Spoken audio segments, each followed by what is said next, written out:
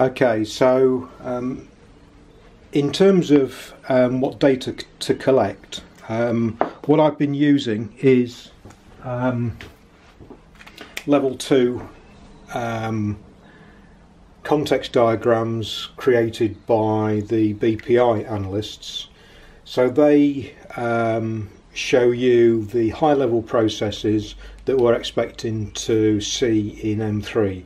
It doesn't go into any detail about how it's done in M3, but it shows pretty much the individual processes as part of an end-to-end. So combine those with the architecture diagrams from the solution architects, and the architecture diagrams are really important because they show you the kind of boundaries that you're working in, and you should be able to get hold of the as-is, transition and target diagrams, which show the various states. So something to watch out for on the architecture diagrams. Typically you'll see them kind of like this, with M3 and then some boxes to describe the downstream systems. As part of the discovery work, it's definitely worth validating what type of integration this currently is. And just because you've got two boxes with a connecting arrow does not mean to say that they are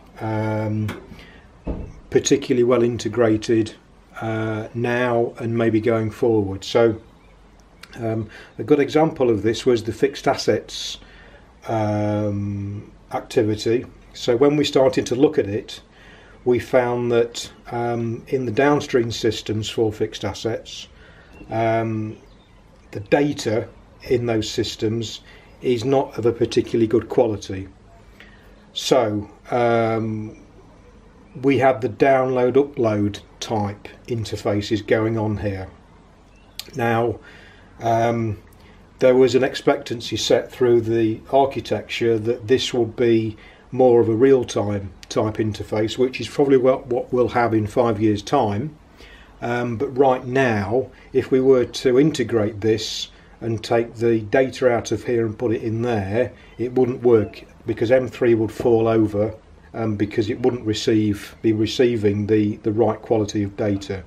So there's a very strong argument, and there's been a decision taken just to stick with the download upload around there. So it's definitely something to watch out for, and not make huge assumptions around that.